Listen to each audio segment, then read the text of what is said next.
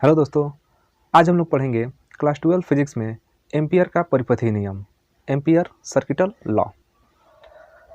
देखिए, आप लोग जानते हैं कि जब किसी चालक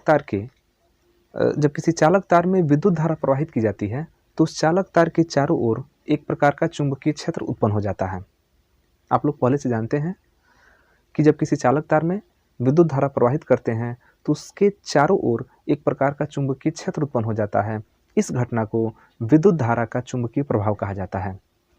तो उस चालक तार के चारों ओर जो उत्पन्न चुंबकीय क्षेत्र है उसकी तीव्रता को ज्ञात करने के लिए बायो-सेवर्ट ने एक नियम दिया था।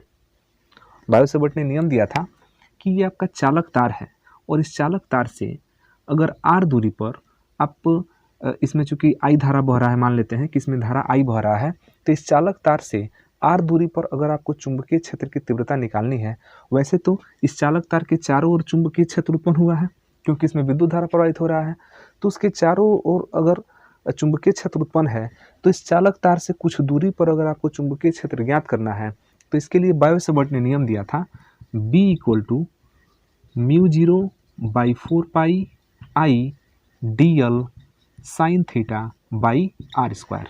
ये दूरी r था, यहाँ का कोण थीटा था, इसमें प्रवाहित धारा I है और μ0/4π क्या है, कांस्टेंट है।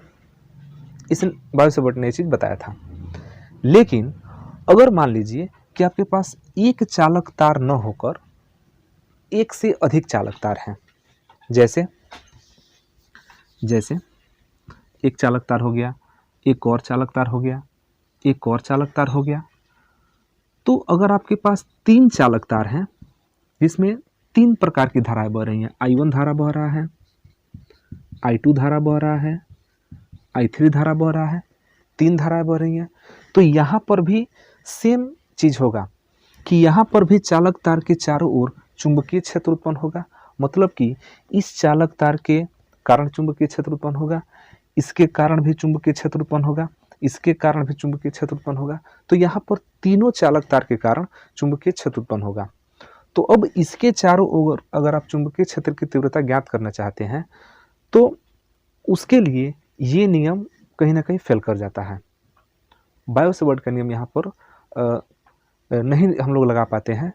तो इसके लिए एम्पियर ने एक नियम दिया और कहा कि अगर एक से अधिक तार हैं, 2 तार हैं, 3 तार हैं, 4 तार हैं, तो अगर एक से अधिक तार है और उसके चारों ओर अगर आप चुंबकीय क्षेत्र की तीव्रता निकालना चाहते हैं तो इसके लिए एम्पियर के नियम का उपयोग किया जाता है, एम्पियर के परिपथीय नियम का। तो इसका विकल्प किसने दे दिया? एम्पियर ने दिया। अब एम्पियर ने ज्ञात कैसे किया, इसको समझते हैं। मूल रूप से एम्पियर के परिपथीय नियम का उपयोग चालक तारों के चारों ओर उत्पन्न चुंबकीय क्षेत्र की तीव्रता को ज्ञात करने के लिए किया जाता है। तो यहाँ पर अगर एम्पियर के अनुसार देखें तो मान लीजिए कि हमको यहाँ पर चुंबकीय क्षेत्र की तीव्रता ज्ञात करनी है। तो जिस बिंदु पर चुंबकीय क्षेत्र की तीव्रता ज्ञात करनी होती है वहाँ पर क्या करते हैं कि इस तीनों तारों को आप सेंटर मानकर इसके चारों ओर एक काल्पनिक पथ खींचते हैं। इस काल्पनिक पथ को एम्पियर का पथ कहते हैं। इस काल्पनिक पथ को क्या बोलते हैं? एम्पियर का पथ। ठीक। और इस एम्पियर के पथ पर आप किसी भी पॉइंट पर अगर आप चुंबकीय क्षेत्र निकालते हैं इन तीनों चालक तार में प्रवाहित धारा के कारण, तो हर जगह चुंबकीय क्षेत्र क्या आएगा? बराबर आएगा।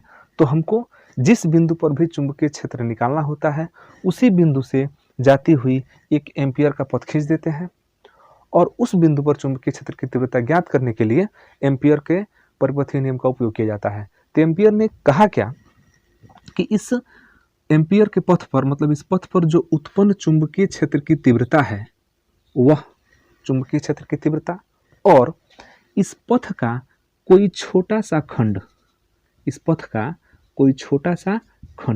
dl, इन दोनों का जो अदिश गुणन होता है उस अदिश गुणन का अगर समाकलन कर दिया जाए किसके अनुदिश? तो इसी बंद परिपथ के अनुदिश।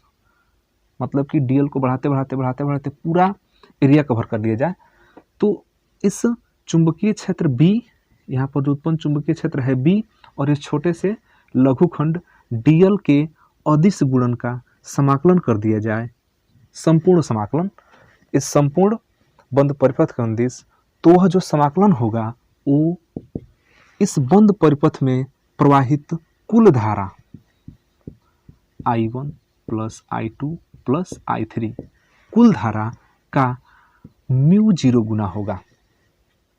एक बार पुनः समझिए, एम्पियर ने क्या बताया कि अगर आप चालक तार के चारों ओर चुंबकीय क्षेत्र की तीव्रता ज्ञात करना चाहते हैं किसी विशेष बिंदु पर, तो उस बिंदु से पहले एक एम्पियर पथ खींचिए जो उस बिंदु से होकर जा रहा हो, और उस एम्पियर पथ पर एक छोटा सा खंड लीजिए dl, और यहाँ का जो चुंबकीय क्षेत्र B है जिसको हमको ज्ञात करना है, तो हम यहाँ पर मान लेते हैं कि चुंबकीय क्षेत्र कितना है, B है, तो वह B और इस लघुखंड dl का जो अदिश गुणन है, अदिश गुणन, उस अदिश गुणन का समाकलन अगर किया जाए, संपूर्ण समाकलन इस बंद परिपथ के अनुदिश, तो इसको बोलते हैं चुंबकीय क्षेत्र का रेखीय समाकलन। इस पद को क्या बोलेंगे, चुंबकीय क्षेत्र का रेखीय समाकलन। और जो चुंबकीय क्षेत्र का रेखीय समाकलन होता है वह इस परिपथ में प्रवाहित संपूर्ण धारा का μ0 गुना होता है, μ0 गुना होता है।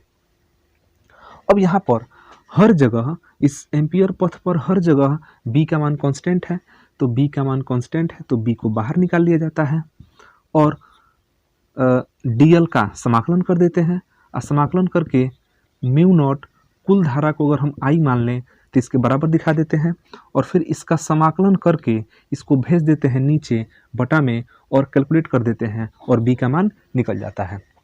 और इस तरह हम इन चालक तार के कारण जो चारों ओर उत्पन्न चुंबकीय क्षेत्र की तीव्रता है उसको हम ज्ञात कर लेते हैं। तो कुल मिला के एम्पियर के परिपथीय नियम का उपयोग तहाँ होता है जहाँ पर बायो-सेवर्ट फेल करता है। अब देखिए इसका स्टेटमेंट देख लेते हैं। इस नियमानुसार किसी बंद परिपथ की सीमा के अनुदिश चुंबकीय क्षेत्र B का रेखीय समाकलन, चुंबकीय क्षेत्र B का रेखीय समाकलन हमने बताया है कि चुंबकीय क्षेत्र B और वहाँ से एक लघुखंड dl के अदिश गुणन का समाकलन कर देंगे तो उसको बोलते हैं चुंबकीय क्षेत्र का रेखीय समाकलन।